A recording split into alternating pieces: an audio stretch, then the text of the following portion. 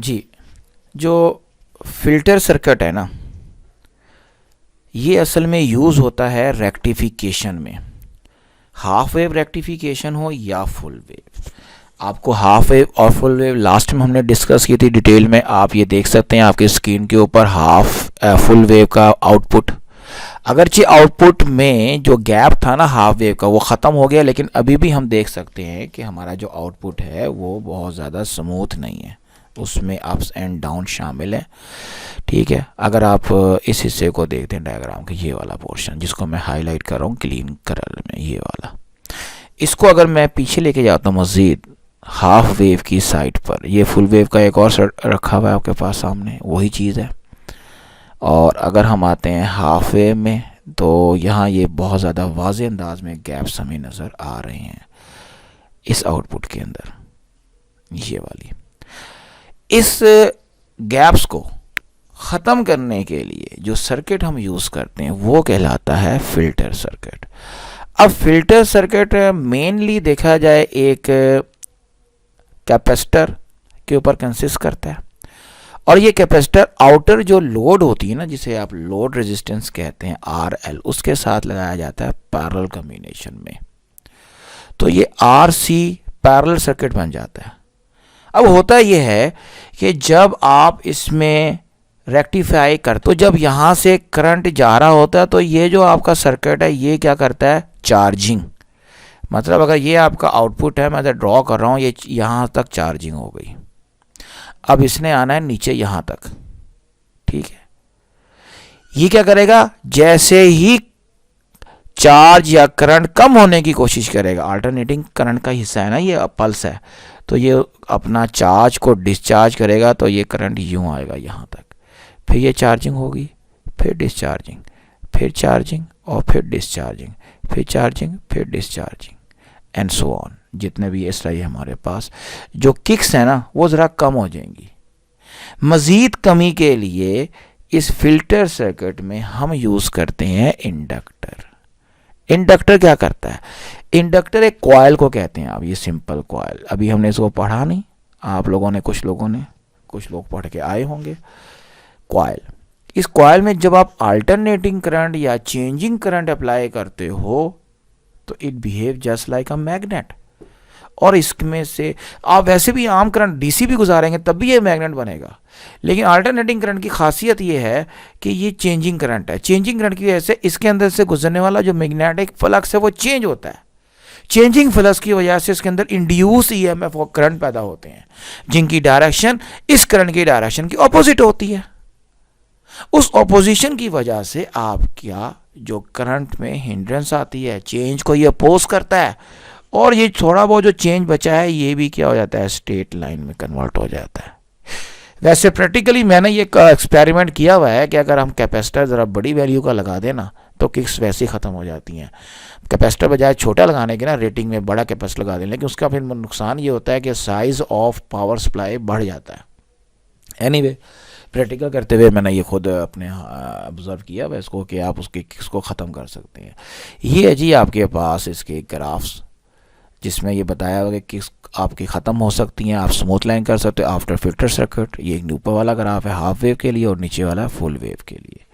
फिर उसके बाद इंडक्टर का पोर्शन आ गया। इंडक्टर आपके पास आमतौर पे सर्किट में सीरीज़ में लगा देते हैं आप ये इंडक्टर, तो जो थोड़ी बहुत वेरिएशन बाकी बचती है वो आपका ये फिल्टर का जो इंडक्टर हिस्सा है ना ये ख़त्म कर देता है। इस तरह से आपकी जो आउटपुट है बिल्कुल स्मूथ लाइन हो जाती है, या डीसी बन जाता है 100%।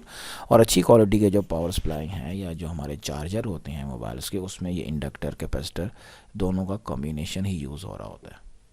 अब जो हमारा टॉपिक शुरू होगा ना वो है ट्रांजिस्टर। आज का मेन टॉपिक हमारा बहुत इंपॉर्टेंट टॉपिक, CSS में बेशुमार मरतबा सवाल आया हुआ। इवन ये इस वक्त जो आपकी स्क्रीन पे सामने आपको दिखाई दे रहा है ना हिस्सा ट्रांजिस्टर का स्टार्टिंग, ये भी आ चुका हुआ है सवाल।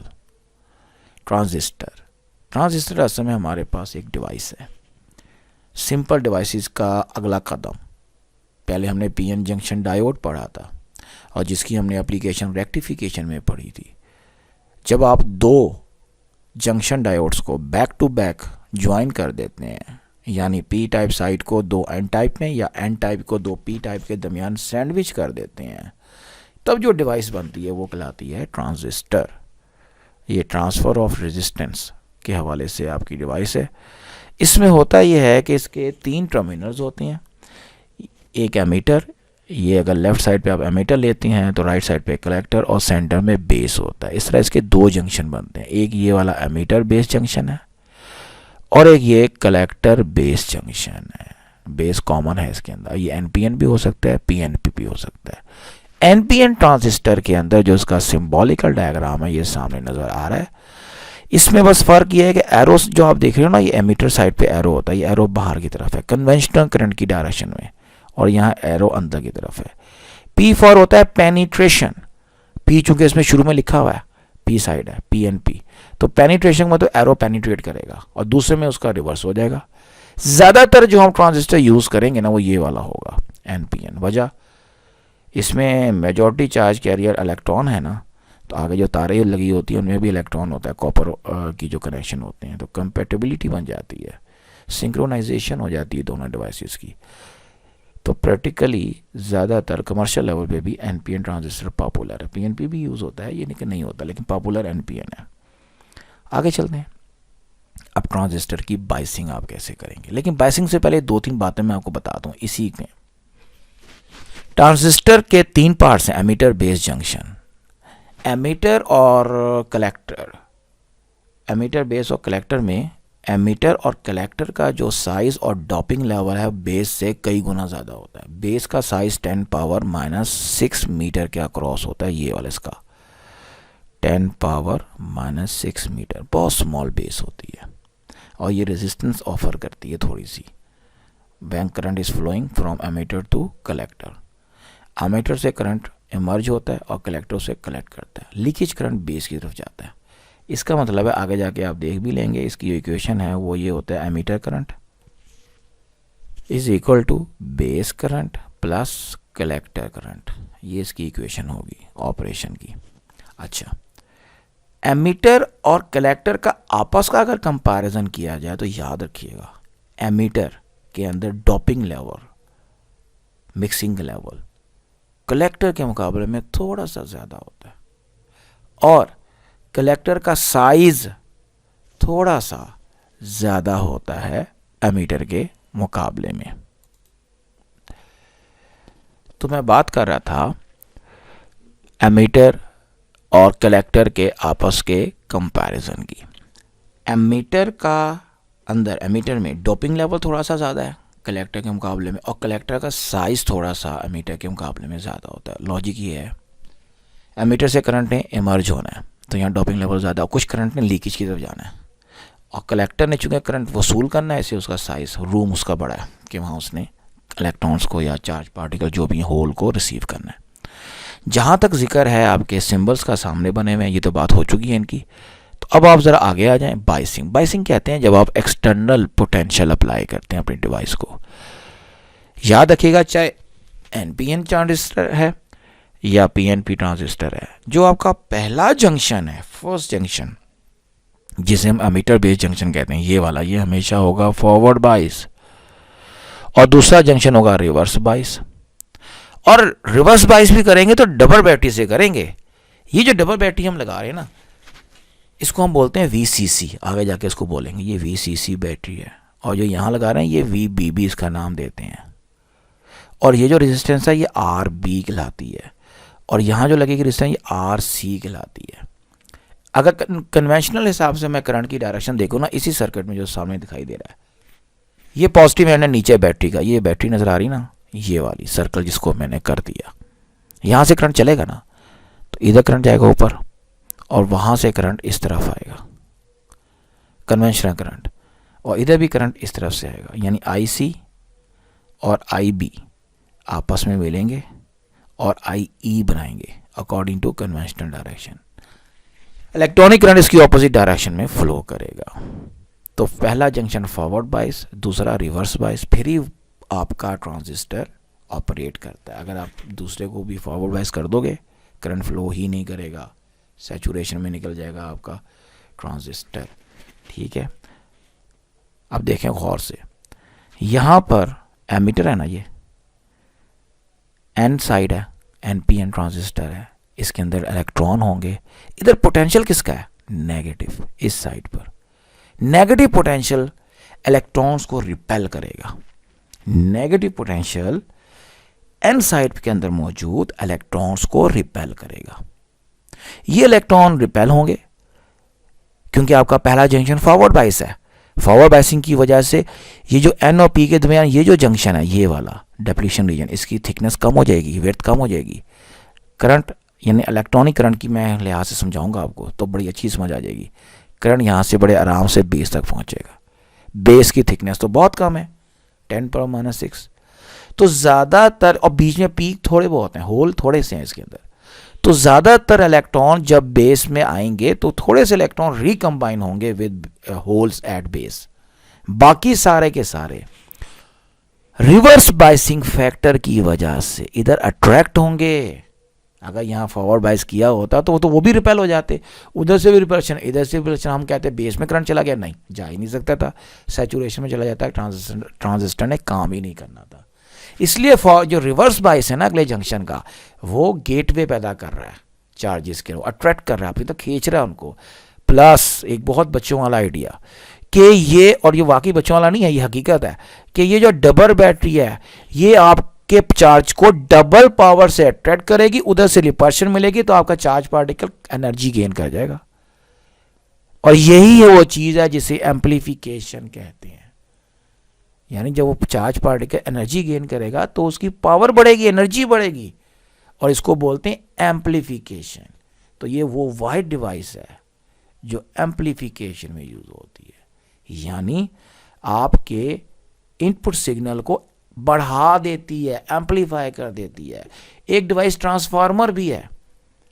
ट्रांसफार्मर वोल्टेज अल्टरनेटिंग या करंट को कम या ज़्यादा करता है। वोल्टेज बढ़ाता है, करंट कम करता है, वोल्टेज कम करता है, करंट बढ़ा देता है। पावर लेवल ना वो इंक्रीज नहीं करता, डिक्रीज वो कर देता होगा लॉसेस की वजह से, लेकिन बढ़ा नहीं पाता। लेकिन ये जो डिवाइस सामने नज़र आ रही है, जिसे आप ट्रांजिस्टर का नाम देते हो, ये आपका पावर लेवल भी बढ़ा देता है।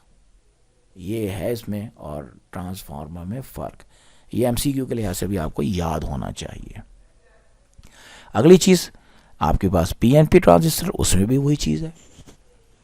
देखें, आपने इसको कर दिया फॉरवर्ड बाइस फर्स्ट जंक्शन को, दूसरा कर दिया रिवर्स बाइस। होल के लिहाज से इसको देख लेते हैं। यहाँ पॉजिटिव पोटेंशियल है, अंदर होल है, वो रिपेल होंगे, रिपेल होके इधर मूव करेंगे। उधर से ये नेगेटिव किया हुआ है, negative double potential in hole को अपनी तरफ अट्रैक्ट करेगा। तो जो बेस है उसकी थोड़ी सी रेजिस्टेंस को ओवरकम करते हुए चार्ज पार्टिकल इस रीजन में एंटर होंगे, कलेक्टर में, और यहाँ एंटर होते हुए they will gain energy, power level increase करेगा इनका। ये बात समझ आ गई आपको? अच्छा, यही वो सारी बातें हैं जो यहाँ पर डिटेल में लिखी हुई हैं, और ये वो इक्वेशन जिसका जिक्र मैं पहले ही कर चुका हूँ, I is equal to I B plus I C. चाहे आप पी एन पी ले लो या एन पी एन ले लो।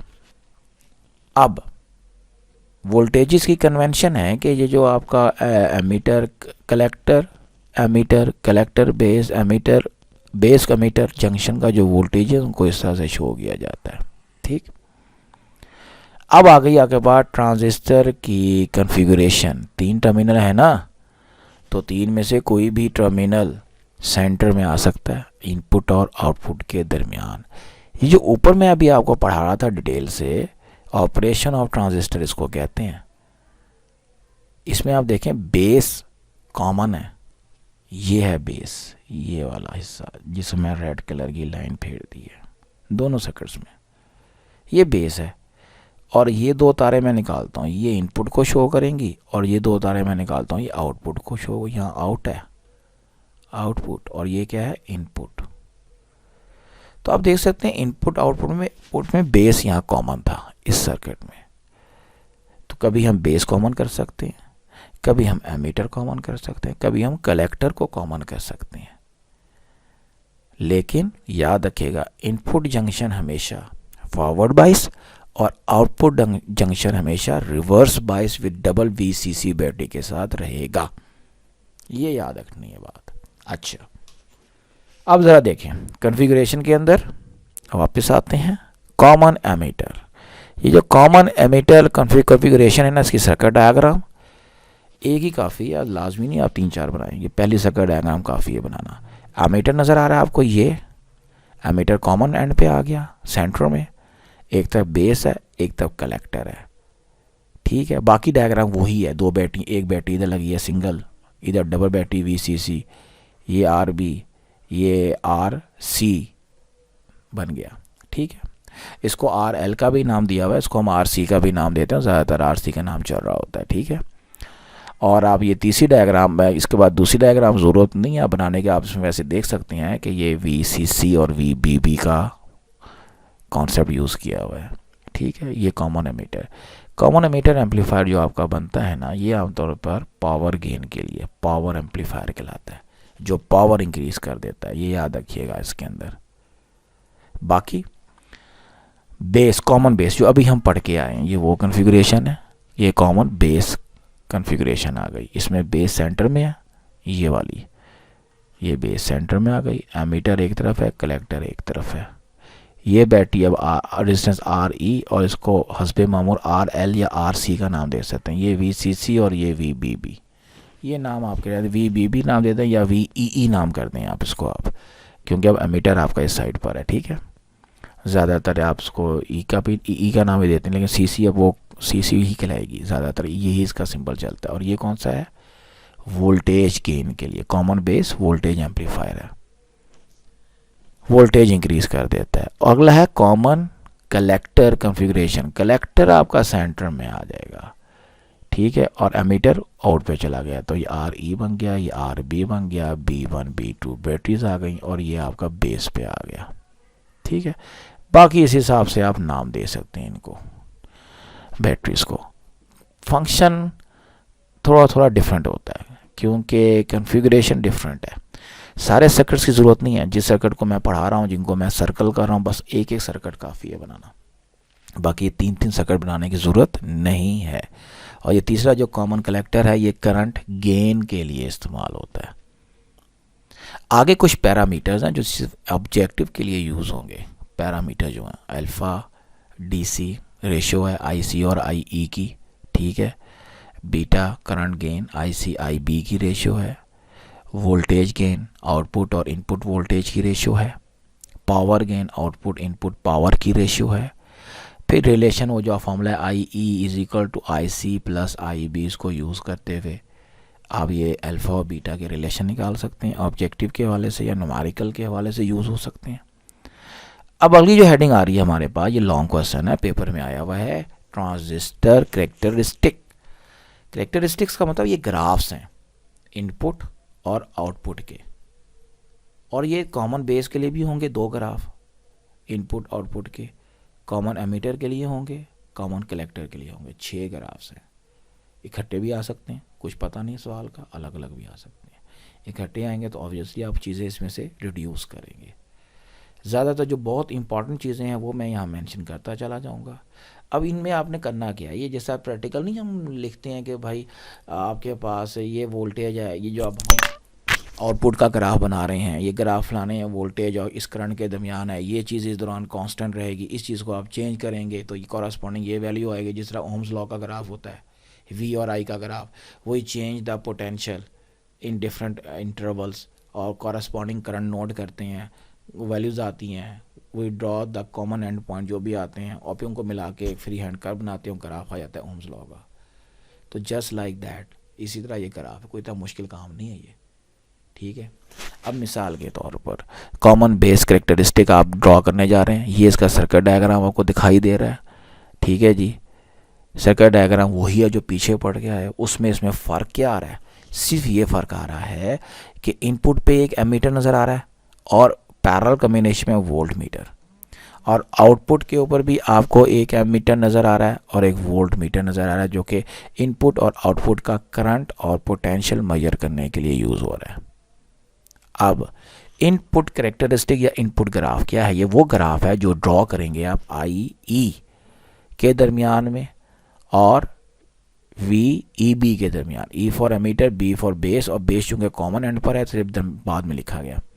इसमें आपने जो बाहर का पोटेंशियल है ना सी बी, ये क्या रखना है, कांस्टेंट रखना है।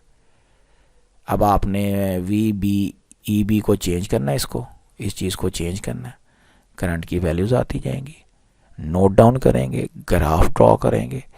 ग्राफ की जो शेप है उसको थोड़ा सा डिस्कस करना है। वो शेप ये है कि जब आप अप्लाइड पोटेंशियल को एट बेस बढ़ाते हैं तो शुरू में तो करंट आई ई इतना नहीं बढ़ता, लेकिन जैसे ही आप पोटेंशियल बैरियर को क्रॉस करते हैं तो एकदम से करंट आपका बढ़ जाता है बड़ी तेज़ी के साथ। शेप देखें ये वाली, ये शेप है आपके पास जी। अब ये आपकी स्क्रीन पे आ गई होगी पूरी। इसको बस आपने इसी हद तक डिस्कस करना है।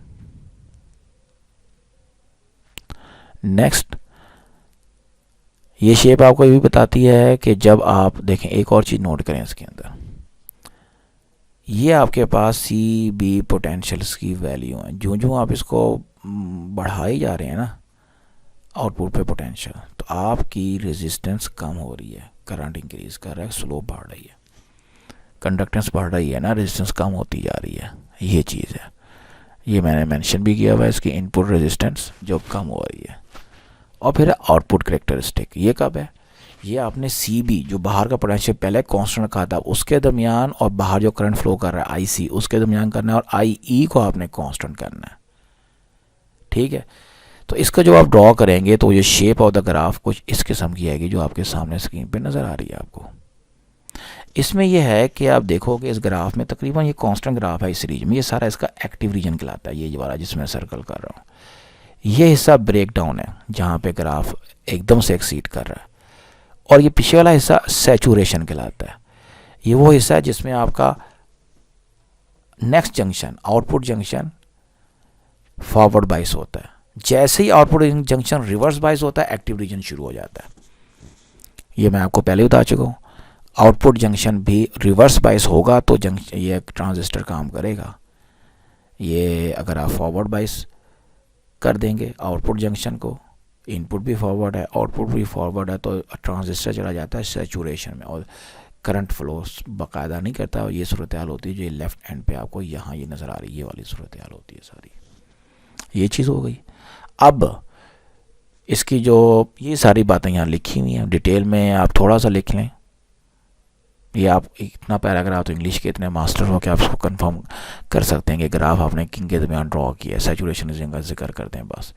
करंट ट्रांसफ़र करेक्टरिस्टिक, अगर आप आई सी और आई ई का ग्राफ ड्रॉ करते हैं तो it is uh straight line, और आई सी और आई ई की रेशो अल्फ़ा, बस डिफाइन करना है।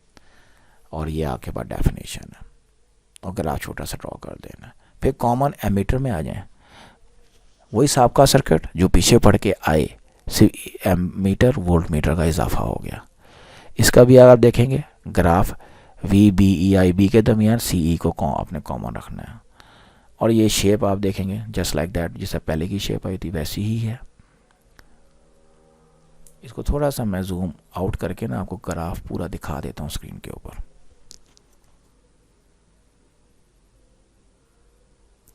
जी ये है जी आपके पास पूरा ग्राफ, इसका सेम डिस्कशन है जो पहले की थी। अब आगे फिर आउटपुट कैरेक्टरिस्टिक की बात करते हैं, वो भी उसी शेप की आ रही है।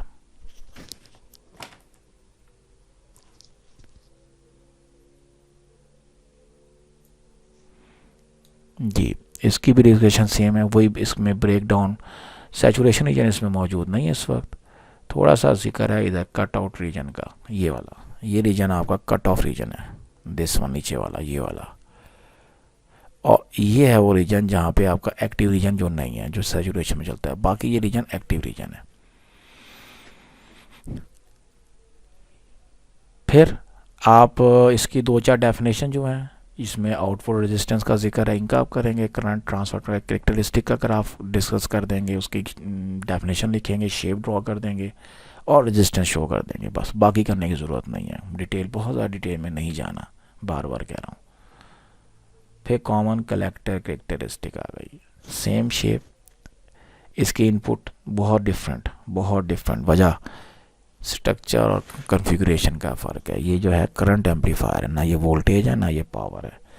ये इसकी इनपुट करेक्टरिस्टिक आती है जो पहले के मुकाबले में बहुत ज़्यादा चेंज है, सिर्फ इसके इंटरनल स्ट्रक्चर और कॉन्फ़िगरेशन की वजह से। और वैसे भी इतनी पॉपुलर कॉन्फ़िगरेशन ये नहीं है। सबसे पॉपुलर है कॉमन एमीटर वाली जो पावर एम्पलीफायर कहलाता है।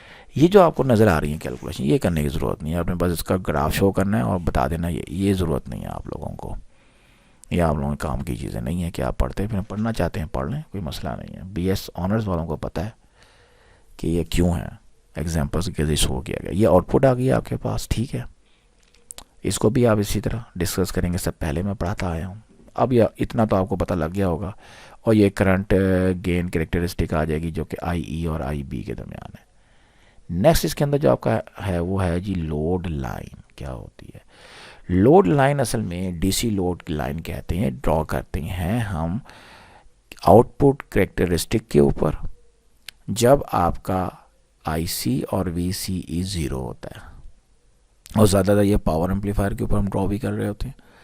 यानी ग्राफ के एक एंड पे जब आपकी एक वैल्यू 0 हो रही है वहाँ, और दूसरे एंड पे जो वैल्यू 0 हो रही है, X एक्सिस और Y एक्सिस की जहाँ वैल्यू 0 होती हैं उनको बीच में ड्रॉ करके जो लाइन ड्रॉ होती है उसको ड्रॉ करते हैं। इसकी वजह क्या है? एक तो हम इसके ज़रिए वोल्टेज गेन अपनी मर्ज़ी का लेना चाहते हैं, इसके ज़रिए हम देखना चाहते हैं आउटपुट हमारा किस शक्ल का आएगा। जिस तरह ये अब आपको शेप नज़र आ रही है, दिस वन। थोड़ा सा मैंने जूम आउट किया, ऐसे शेप नज़र आ जाए, क्योंकि अब इंग्लिश जो उसकी लिखी हुई है वो तो आप ऑब्वियसली नोट्स हैं आपके पास, वहाँ से आप पढ़ लेंगे। यहाँ पर आप देखेंगे इसका आपके पास IC इस जगह पर आके करंट की वैल्यू, वोल्टेज यहाँ 0 होता है, IC करंट की वैल्यू मैक्सिमम, और यहाँ करंट 0 हो जाता है और वोल्टेज 0 नहीं होता। तो इधर करंट 0 किया, उधर वोल्टेज 0 किया, दोनों को आपस में मिला दिया तो आपके पास ये DC लाइन आ गई। इस DC लाइन के बिल्कुल सेंटर में आता है क्वेसेंट पॉइंट।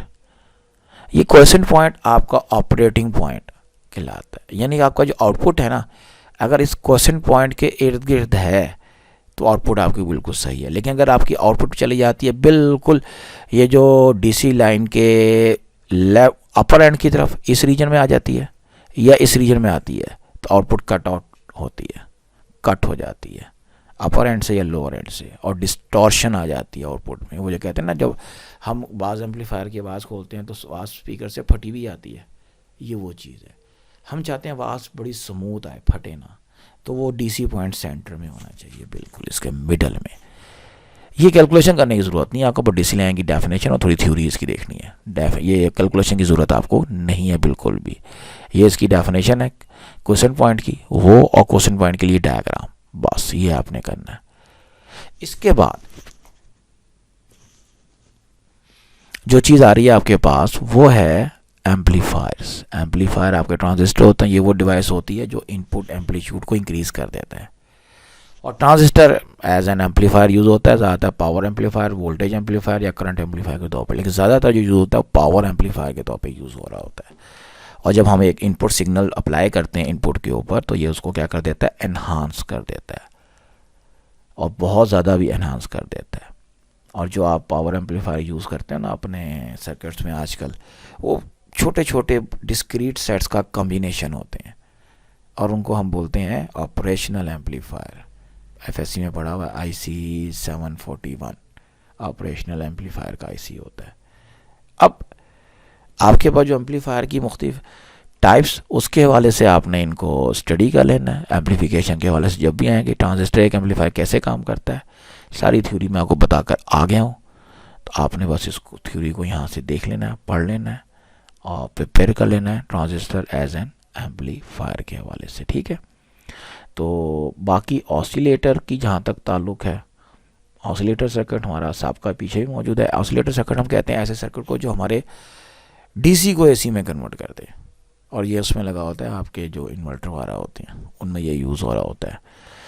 इसमें जहाँ तक ऑसिलेटर की सर्किट डायग्राम, इसके अंदर एक कैपेसिटर होता है और इंडक्टर होता है। कैपेसिटर और इंडक्टर के दरमियान चार्ज ऑसिलेट होने की वजह से आपका ये AC जो DC है वो AC में शिफ्ट होता है, ऑसिलेशन। क्योंकि इसकी जो LC सर्किट ना, ये ऑसिलेटरी सर्किट कहलाता है।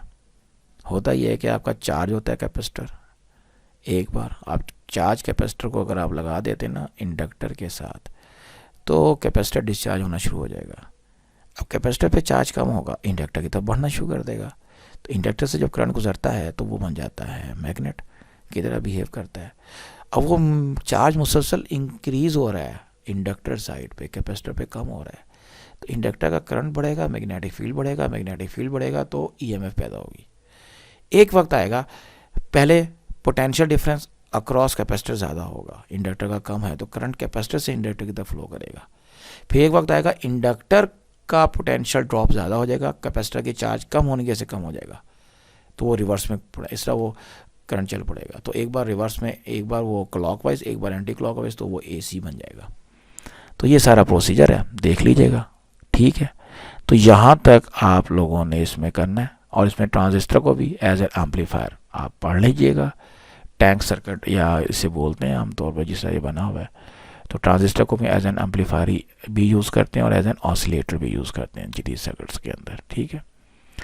नेक्स्ट आपका जो टॉपिक है इंशाल्लाह हम कल करेंगे इंशाल्लाह ताला, जीएफटीज वगैरह है, मॉसफेट्स हैं, इस तरह की 2-4 चीज़ें हैं, और फिर इंशाल्लाह ताला उम्मीद है कल नहीं तो परसों तक ये हमारा चैप्टर दी एंड हो जाएगा।